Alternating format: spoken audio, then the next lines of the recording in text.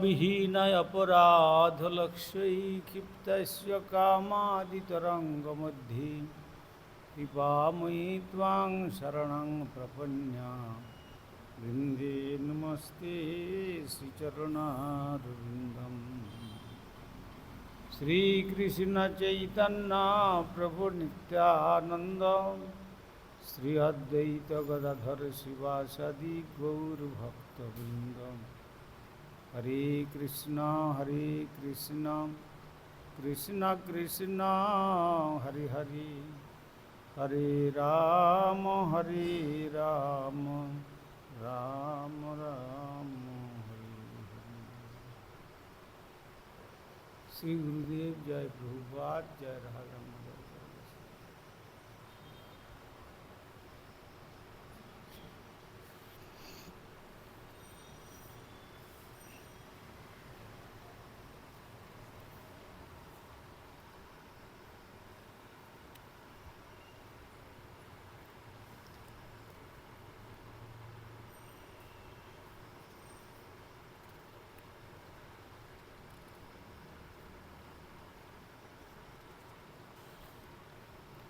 আমরা পরশুক আস্বাদন করেছিলাম শ্রীমদ্ ভাগবতম দশম স্কন্দের চতুর্দশ অধ্যায়ের 42 সংখ্যক শ্লোকে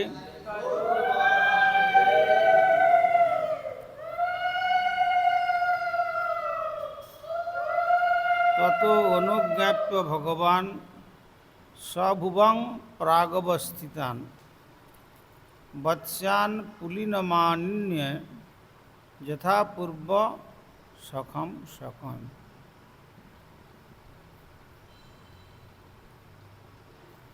ব্রহ্মা যখন তার প্রার্থনা অনুসারে তিনি তার ব্রহ্মলোকে ফিরে যেতে চাইলেন, তখন 1 বৎসর পূর্বে গোবৎসরা যেখানে ছিল সেখান থেকে তাদের নদীর তটে যেখানে তিনি ভোজন করেছিলেন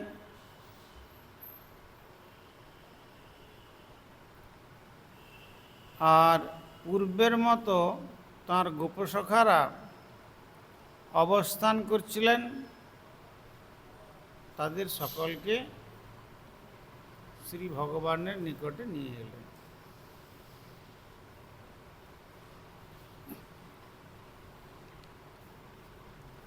এই প্রসঙ্গে আমরা আস্বাদন করেছি যে ব্রহ্মা যখন দেখলেন যে গোকুলের সমস্ত গোপবালক এবং গোবৎসদের যোগশক্তির শয্যায় ঘুম পাড়িয়ে রেখেছেন, এখনো পর্যন্ত তারা জেগে ওঠেনি, আমার যোগশক্তির দ্বারা মহাচ্ছন্ন গোবৎস এবং গোপবালকদের থেকে ভিন্ন সমসংখ্যক গোপবালক এবং গোবৎসরা সারা বৎসর ধরে শ্রীকৃষ্ণের সঙ্গে খেলা করছে, তারাই বা কে, তারাই বা কোথা থেকে এসেছে। অতএব এখানে যে ভগবানের লীলাপুষ্টির জন্য একাধারে ব্রহ্মাকে প্রেরণা প্রদান করেছিলেন আর অবশেষে তিনি তার লীলা যখন পূর্ণ হলো, ভক্তের বাসনা যখন পূর্ণ হলো, তখন তাদেরকে ফিরিয়ে আনলেন। যদিও ভগবানের কাছে কিছুই অজ্ঞাত নয়, ভগবান ব্রজেন্দ্রনন্দন শ্রীকৃষ্ণ তিনি হচ্ছেন সর্বজ্ঞ। তার কাছে অজ্ঞাত বলে কোনো জিনিস নেই। তিনি ব্রহ্মাকে বিমোহিত করার উদ্দেশ্যে কেবলমাত্র লীলা সম্পাদনের জন্যই ভগবান শ্রীকৃষ্ণ গোবৎস এবং গোপবালকদের অন্বেষণ করতে আবির্ভূত হয়েছিলেন। তিনি সর্বজ্ঞ, তথাপি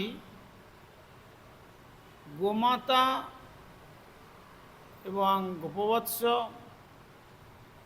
এবং গোপবালক, তাদের মাতৃস্থানীয় যারা যারা তাদের সকলের বাসনা একসঙ্গে পূর্ণ করার জন্য যোগমায়াকে যে নির্দেশ তিনি দিয়ে এসেছিলেন,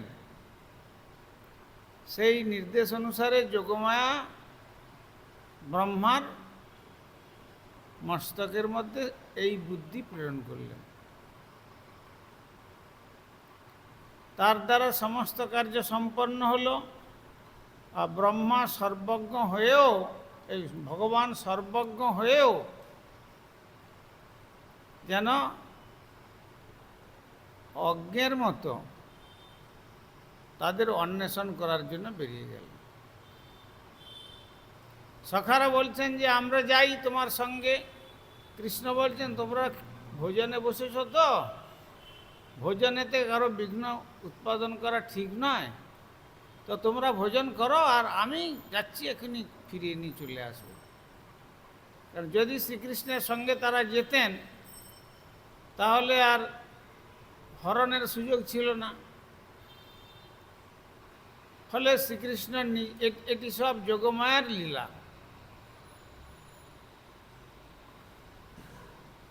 যেটি ভগবানকেও জানতে দেন না আর তার ভক্তদেরকেও জানতে দেন না। বলেছেন কবিরাজ গোস্বামী চরণ, যেমন কৃষ্ণ বলছেন আমিও না জানি, না জানে গোপীগণ, দোহার রূপগুণে দোহার নিত্য হরি মন।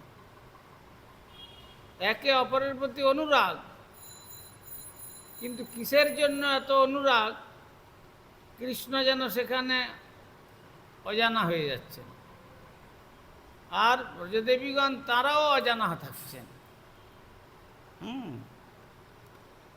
যেন একটা নাটক হচ্ছে, তো লীলা সম্পাদনের জন্য ভগবান শ্রীকৃষ্ণ গোবৎস এবং গোপবালকদের অন্বেষণ করতে আবির্ভূত হয়েছিলেন। তাতে ব্রহ্মার শরণাগতি এবং স্তব নিবেদনের পর শ্রীকৃষ্ণ আদি গোপবালক ও আদি গোবৎসদের ফিরিয়ে আনলেন, যারা ঠিক আগের মতো আবির্ভূত হয়েছিলেন। যদিও 1 বৎসর বয়স বেড়ে যাওয়ায় তাদের আকার সামান্য একটু বেড়েছিল। 1 বৎসরে যেমন বর্ধিত হওয়ার কথা, পূর্বের লীলা থেকে এখানে 1 বৎসর। কেন না, এখানে 1 বৎসরের তো বেশি হতে পারত। এখানে এই মর্ত্যযুগে মর্ত্যলীলার অনুসারে 1 বৎসরের বেশি সময় হতে পারত, কিন্তু যখন ব্রহ্মা গোবৎস হরণ করে ফিরে গেলেন তার দ্বারদেশে সত্যলোকে, তার দ্বারই তাকে চিনতে পারছেন না, সেখানেও যোগমায়া প্রভাব বিস্তার করে দিয়েছেন। যখন তিনি ভিতরে যেতে যাচ্ছেন, দ্বারী বলছেন যে কে তুমি?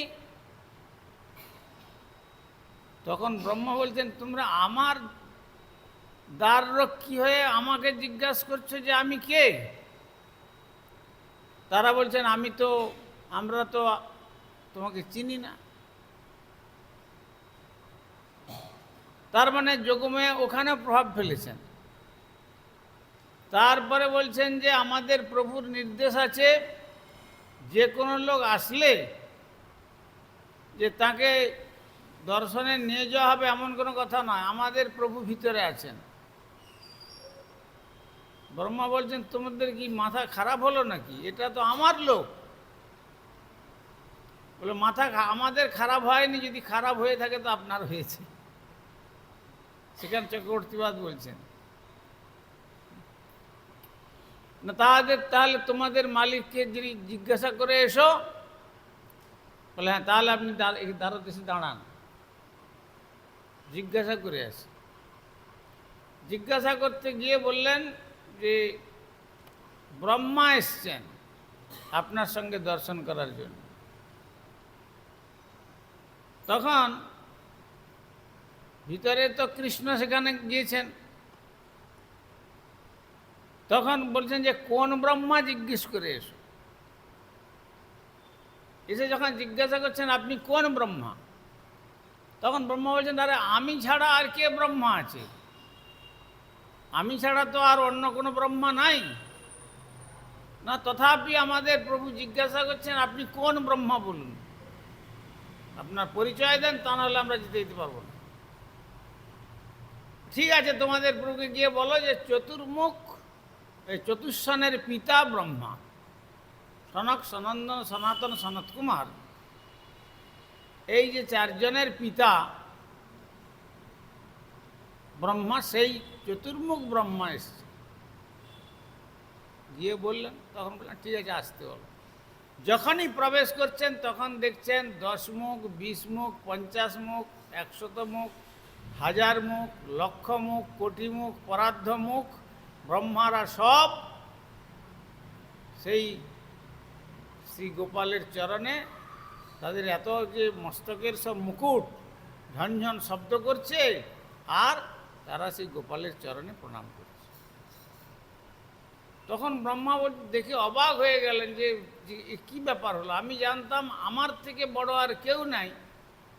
সেখানে রাজহংসের কাছে যেমন ছোট্ট বক যেমন অতি ক্ষুদ্রাতি ক্ষুদ্র হয়ে যায়, ঠিক সেই রকম চতুর্মুখ ব্রহ্মার পরিস্থিতি হল। তখন ব্রহ্মার তাঁর আর বুঝে উঠতে বাকি থাকলো না। তিনি তাকে প্রণাম করে যে তাহলে আমার তো ভুল হয়ে গেছে, কার্য বুঝতে পেরেছি।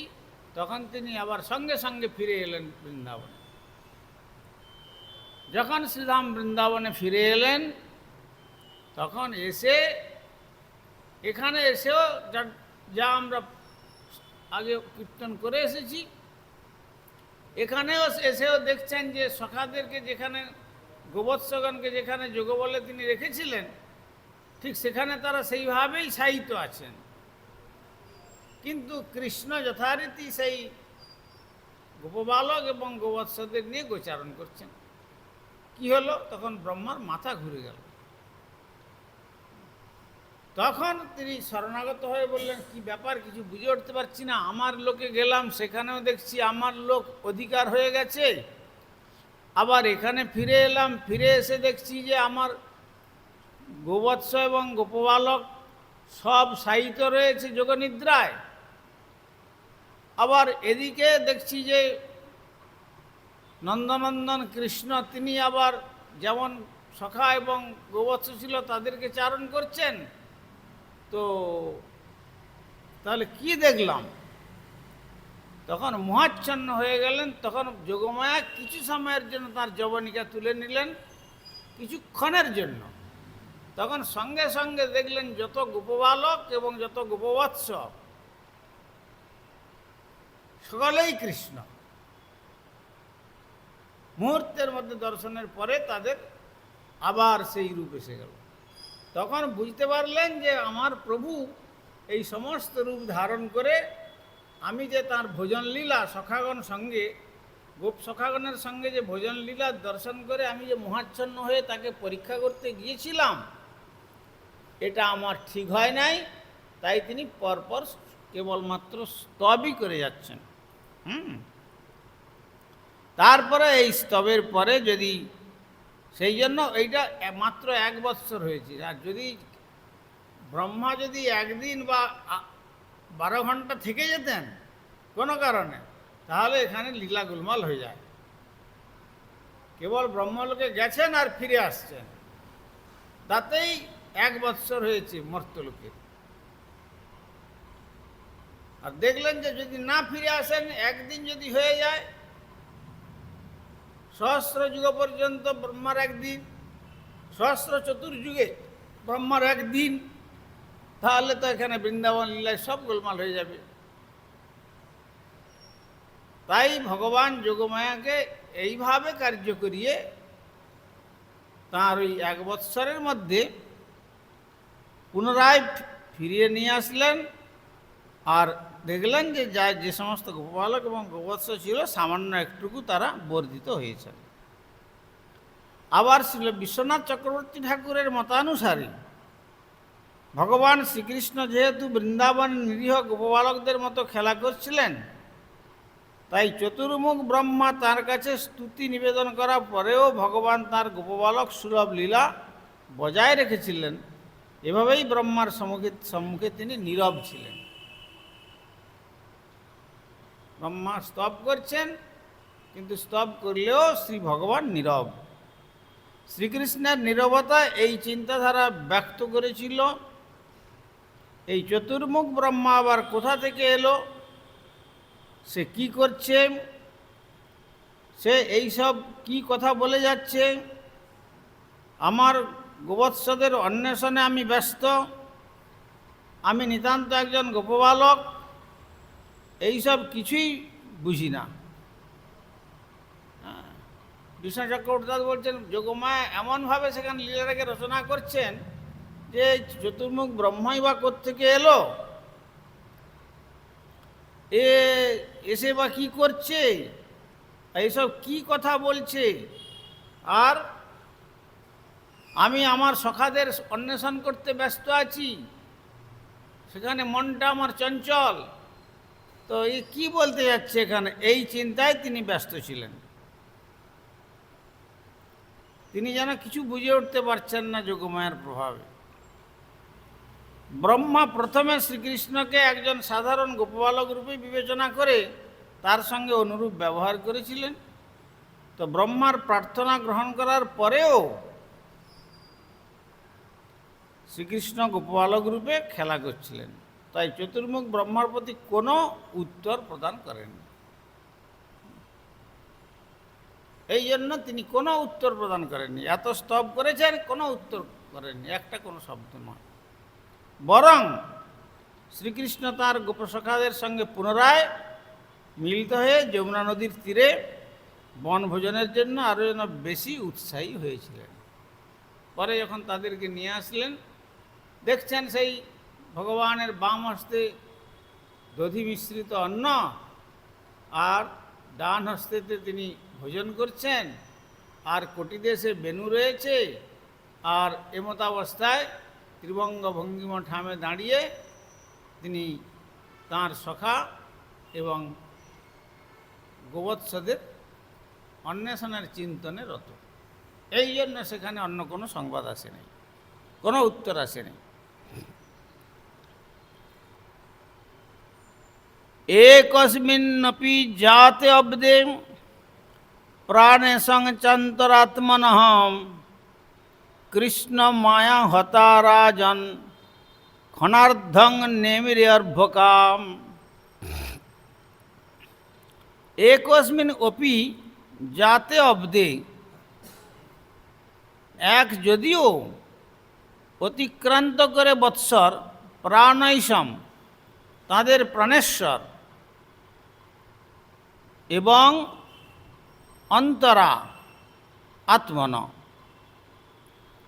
ব্যতীত শ্রীকৃষ্ণের মায়াশক্তির দ্বারা আহতা আচ্ছাদিত রাজন ক্ষণার্ধম অর্ধক্ষণ মেনিরে তারা মনে করেছিলেন। সেখানে কি বলছেন সুখদেব গোস্বামীপাদ পরীক্ষিত মহারাজকে বললেন, হে রাজন, যদিও বালকেরা তাঁদের প্রাণেশ্বর বিহনে পুরো 1 বৎসর অতিক্রান্ত করে শ্রীকৃষ্ণের মায়াশক্তিতে আচ্ছাদিত ছিলেন, তবুও তারা সেই 1 বৎসরকে কেবল যেন অর্ধক্ষণ বলে মনে করেছিলেন, খুবই সামান্য সময়ের জন্য, যে আমরা কৃষ্ণের থেকে বিচ্ছিন্ন ছিলাম সামান্য সময়ের জন্য, এই তো অন্বেষণ গোবৎসকে অন্বেষণ গোবৎসদের অন্বেষণ করতে গিয়েছিলেন, সেইটুকু সময়ের জন্য ফিরে আসার যতক্ষণ, ঠিক সেইটুকু সময় গোপবালকরা মনে করলেন। হ্যাঁ, কিং কিং ন বিস্মরন্তিহম মায়া মোহিত চেতসং জন্মহিতং জগৎসর্বম অবিক্ষ্ণং বিস্মিতাত্মকম। কিম কিম ন বিস্মরন্তি ইহ মায়া মোহিত, বস্তুত কি মানুষ ভুলে না, ইহ এই জগতে মায়ামোহিত, মায়ার দ্বারা মোহাচ্ছন্ন চেতস, যাদের মন, যদ্বারা মোহিত মোহাচ্ছন্ন জগৎ সমগ্র সর্বম অভীক্ষ্ণম অবিরত বিস্মৃত আত্মকম, নিজেকে পর্যন্ত ভুলে যাচ্ছে। কি হচ্ছে না, শ্রী ভগবানের মায়া শক্তির দ্বারা যাদের মন মোহাচ্ছন্ন, বস্তুত তারা কি না বিস্মৃত হতে পারে? ভগবানের মায়াশক্তির দ্বারা যাদের মন মোহাচ্ছন্ন, বস্তুত তারা কি না বিস্মৃত হতে পারে? সেই মায়াশক্তি দ্বারা সমগ্র জগৎ অবিরত মোহাচ্ছন্ন হয়ে থাকে এবং এই বিস্মৃতির পরিবেশে কেউ তার আত্মস্বরূপ হৃদয়ঙ্গম করতে পারে না। হ্যাঁ, বলছেন যে ভগবানের যে মায়াশক্তি, অর্থাৎ বহিরঙ্গার যে মায়া, বহিরঙ্গা মায়াশক্তি আর অন্তরঙ্গা মায়াশক্তি। অন্তরঙ্গা মায়াশক্তি হচ্ছেন যোগমায়া, তিনি লীলার রাজ্যেতে সেবককে বা সাধককে বা সাধিকাকে তার লীলার সহযোগ করেন, এই জন্য তার নাম যোগমায়া। আর তার যে ছায়া শক্তি, তিনি অর্থাৎ ছায়া শক্তি মানে উল্টো, আর সেই ছায়া শক্তিকে তিনি সর্বক্ষণ মূর্ত শক্তি, তিনি ভগবানের সেবার জন্য যোগ করছেন, আর মায়া শক্তি ভগবানের সেবা থেকে বিচ্ছিন্ন করছেন, আবরণ করে দিচ্ছেন। সেই আবরণটা করার জন্য সমগ্র জগৎ অবিরত মোহাচ্ছন্ন। বলছেন আব্রহ্মস্তম্ভ পর্যন্ত সর্বং মায়াময়ং জগৎ, ভগবানের মায়াতে ব্রহ্মাণ্ডের অতল বিতল সুতল তলাতল মহাতল রসাতল পাতাল, আর এই ভূর ভুব জন তপ মহ জন সত্য, এই যে 14টা ভুবন, এমন ব্রহ্মা থেকে আরম্ভ করে রসাতল পাতাল পর্যন্ত, পাতাল লোক পর্যন্ত সকলেই মহামায়ার দ্বারা বিমুগ্ধ। এখানে মহামায়ার প্রভাব, কেননা এই সব লোকে যারা অবস্থান করছেন তারা সকলেই কর্মফল বাধ্য জীব। ব্রহ্মাও কর্মফল বাধ্য জীব। ব্রহ্মাও তার সাধনা করে তিনি ব্রহ্মলোক প্রাপ্ত হয়েছেন। সহস্র চতুর্যুগে একদিন, এইভাবে সহস্র চতুর্যুগে এক রাত, এইভাবে ব্রহ্মার সপ্তাহ, পক্ষ, মাস, তারপরে বৎসর, এইভাবে বৎসর অতিক্রান্ত করে 100 বৎসর ব্রহ্মার পরমায়ু। তাদের পরমায়ুটা দীর্ঘ। আর দেবলোকের আমাদের 1 বৎসরে, স্বর্গলোকে দেবতাদের 1 দিন, আর আমাদের 1 বৎসরে 1টা রাত্রি। এই রকমভাবে তাদের দিন আর সপ্তাহ, পক্ষকাল, মাস, বৎসরে 100 বৎসর দেবতাদের পরমায়ু, দেবরাজ ইন্দ্র পর্যন্ত। তাদের এই পরমায়ু, শুধুমাত্র পরমায়ুটাই বেশি, কিন্তু তারা কর্মফল বাধ্য জীব, মায়াগ্রস্ত।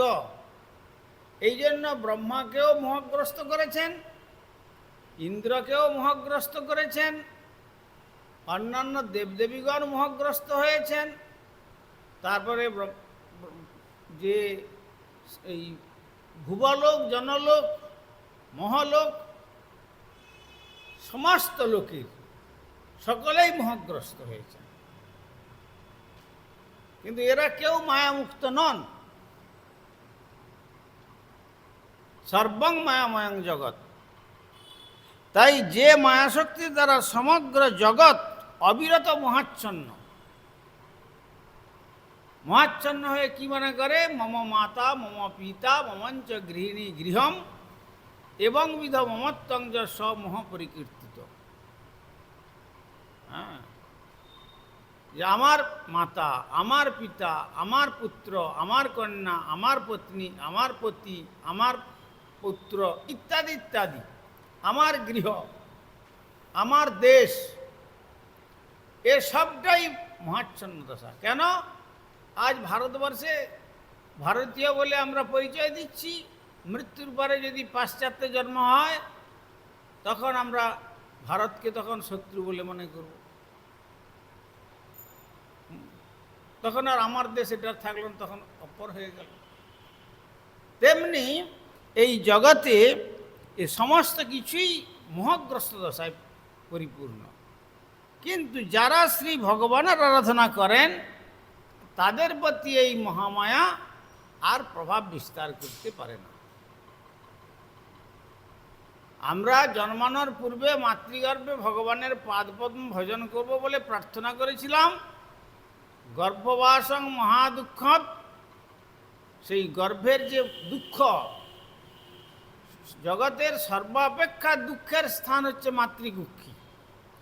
ঊর্ধ্ব পদে হেঁট মুন্ডে, হ্যাঁ, আর অতি বক্র অবস্থায়, আর সেই নাড়ির বন্ধনে মলমূত্রের ভাণ্ডার, কৃমিকীটের ভাণ্ডার, তারপরে পুজ রক্ত, এই সমস্ত দুর্গন্ধযুক্ত স্থান, আর সেই স্থানের মধ্যে 10 মাস অবস্থান করা যে কি কঠিন, সেটা গর্ভবাসের সময় সে অনুভব করে। তখন এই যন্ত্রণা সহ্য করতে না পেরে তখন কোনো শুদ্ধ আত্মা প্রার্থনা করেন যে এবারের মতো আমাকে কোনো রকম করে প্রকাশ করে দাও, এই কারাগার থেকে আমাকে মুক্ত করে দাও। আমি কথা দিচ্ছি জন্মগ্রহণ করার পর আমি তোমার পাদপদ্ম ভজন করব। ত্রাহিমাং মধুসূদনম, গর্ভবাসং মহাদুঃখম ত্রাহিমাং মধুসূদনম। হে মধুসূদন, তুমি আমাকে ত্রাণ করো এর থেকে, আমি তোমার পাদপদ্ম ভজন করব। হ্যাঁ, কিন্তু কোন সৌভাগ্যবান জীবকে তখন জ্যোতিরূপে ভগবান দর্শন দিয়ে অদৃশ্য হয়ে যান। কিন্তু এই জগতের এমনই মায়ার প্রভাব, সেই সন্তান যখন জন্মগ্রহণ করে, ওই জ্যোতিরূপে দর্শন করে যখন সে মনোনিবেশ করতে থাকে যে কি দেখলাম, তখন জগতের মানুষ, তখন এরা সব বলছে ছেলেটা জন্মালো কিন্তু কোনো সাড়া দিচ্ছে না, কোনো কাঁদছেও না। তখন এদের মনের মধ্যে দুশ্চিন্তা জাগে, এদের মনের মধ্যে দুশ্চিন্তা জাগে। তখন এরা তাকে যেভাবেই হোক কাঁদাতে চায়। এই জন্য এ জগৎ কাউকে হাসাতে জানে না, শুরু থেকেই কাঁদাতে চায়। আর যখন জগতের মানুষের কাছে ওই সন্তান যখন ক্রন্দন করে, তখন এই মোহের যে জাল, এরা সকলে তখন আনন্দিত হয়।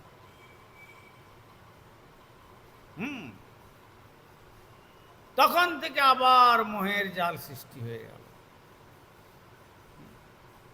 আর যখনই ক্রন্দন করলো তখনই তাকে কোলে নিয়ে আদর করে কত কিছু করে সব কিছু করে তাকে যত্ন করতে শুরু করলো।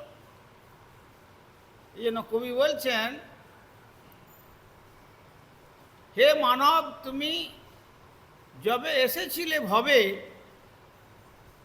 কেঁদেছিলে তুমি, হেসেছিল সবে। তুমি কেঁদেছিলে, তোমার ক্রন্দন দেখে এরা সকলে হেসেছিল। আর এমন জীবন তুমি করিবে সাধন, মরণে হাসিবে তুমি, কাঁদিবে ভুবন।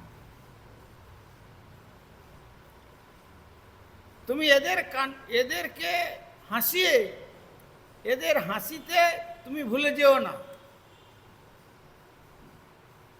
তুমি তোমার জীবনকে মনুষ্যত্বে প্রতিষ্ঠিত করো, যে কথা দিয়ে এসেছিলে ভগবানকে আরাধনা করে বলে। আর ভগবানের আরাধনা করতে করতে যদি তোমার দেহ রক্ষা হয়, তখন মরণে হাসিবে তুমি, তখন মৃত্যুর পরে তুমি হাসতে হাসতে ভগবত ধাম যাত্রা করবে। যেমন অজামিল মহাপাপী হলেও অন্তে 2 বৎসর হরিদ্বারে গিয়ে যখন ভগবানের পাদপদ্ম ভজন করলেন, তারপরে সুবর্ণ বিমান এসেছিল তাকে নিয়ে যাওয়ার জন্য, তখন হাসতে হাসতে অজামিল ভগবত ধাম যাত্রা করলেন। হ্যাঁ, মরণে তুমি হাসতে হাসতে তখন যাত্রা করবে। আর যারা যেতে পারলো না, যারা তোমার সঙ্গে সম্বন্ধযুক্ত হয়েছিল, যারা তোমাকে তোমার জন্মের সময় কাঁদিয়ে হেসেছিল, তারা এখন ক্রন্দন করবে। এমন জন্ম তুমি করিবে সাধন, মরণে হাসিবে তুমি, কাঁদিবে ভুবন। তোমার জন্য জীব জগৎ ক্রন্দন করবে।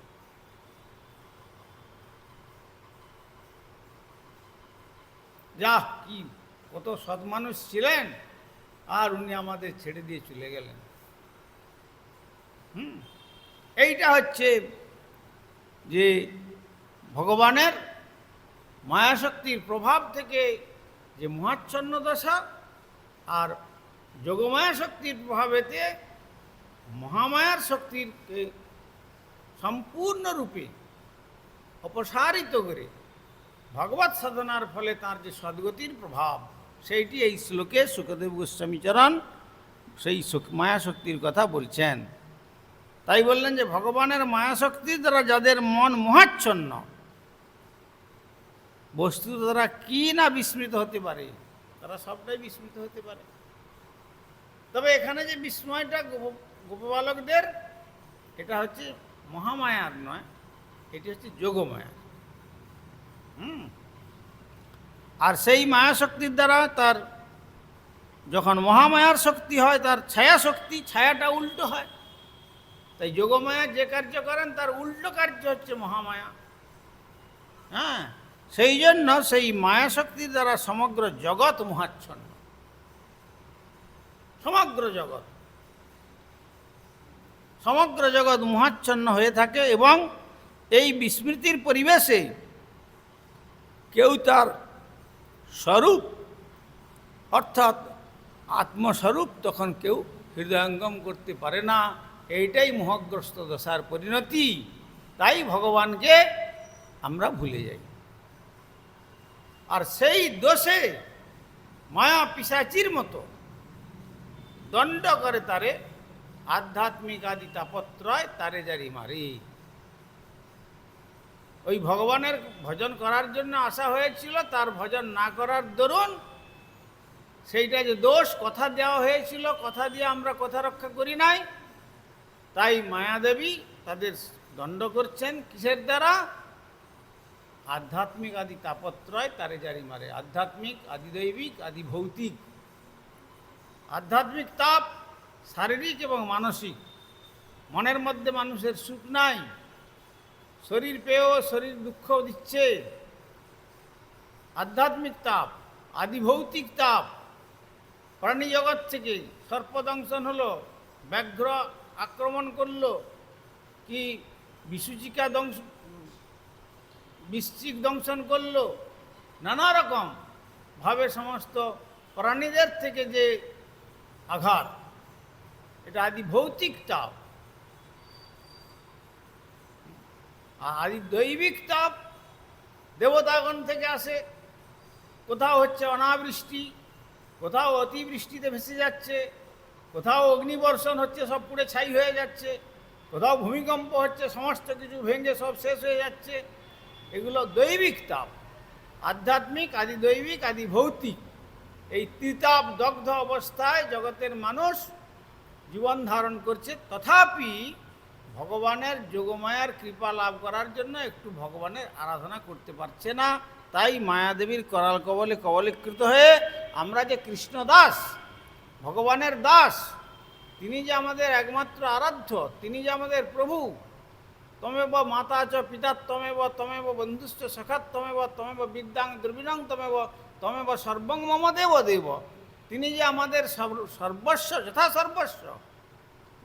পিতা মাতা আত্মীয় স্বজন বন্ধু বান্ধব ইহকাল পরকালের একমাত্র বান্ধব যে ভগবান, এটা আমরা ভুলে যাই।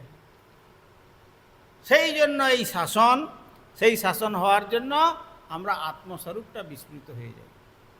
তখন মনে করি যে এরা সব আমার আমার।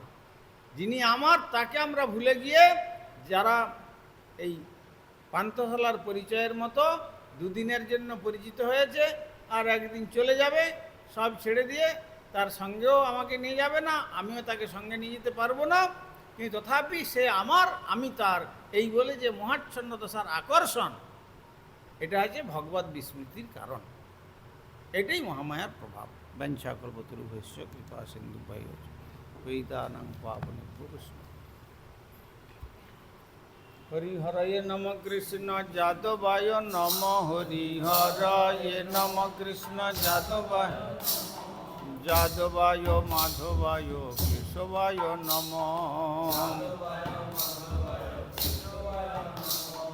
গোপাল গোবিন্দ রাম শ্রী মধুসূদন, গোপাল গোবিন্দ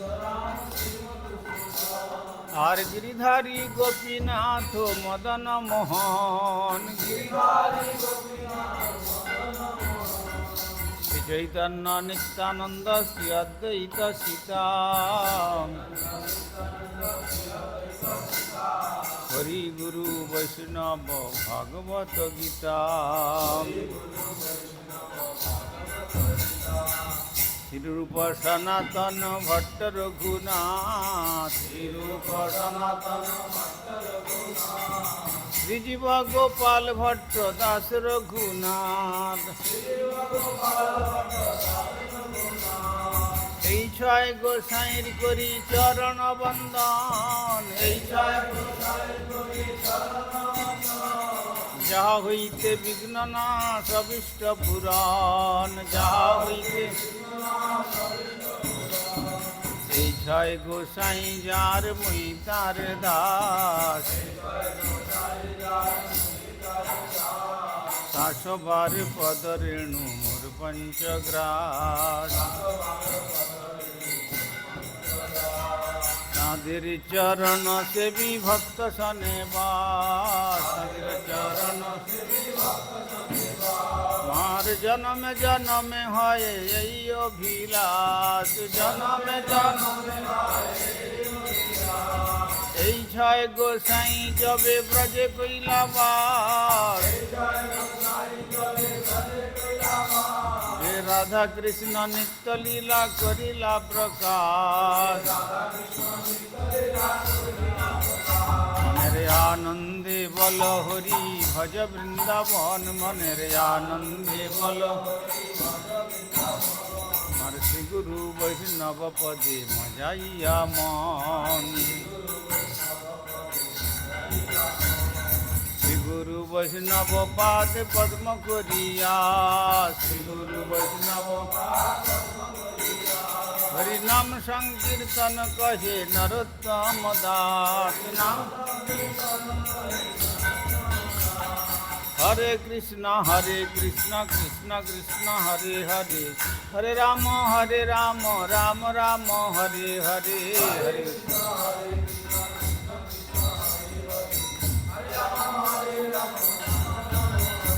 তাই গৌর হরি বল, হরি বল, হরি বল, হরি বল, তাই গৌর হরি।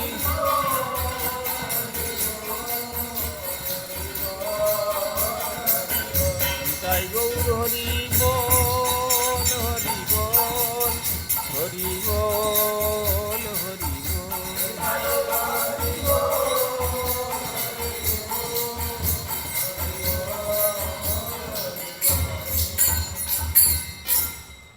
श्री श्री गुरु गौरांग गंधर्विका गिरिधारी श्री राधा गोविंद गोपीनाथ मदन मोहन श्री जगन्नाथ बलदेव सुभद्रा श्री राधा रमन देव धामेश्वर श्री गौर सुंदर श्री जगन्नाथ देव श्री गिरिराज महाराज श्री राधा दामोदर जी ग्रंथराज श्रीमद भागवतम तुलसी महारानी तथा संध्याकालीन भागवत अधिवेशन महामहोत्सव की जाए।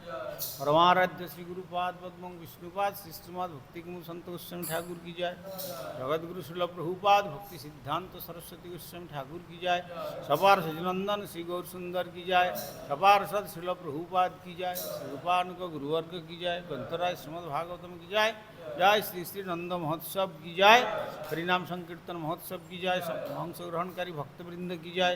श्री श्री निताई गौर प्रेमानंदे हरि हरि।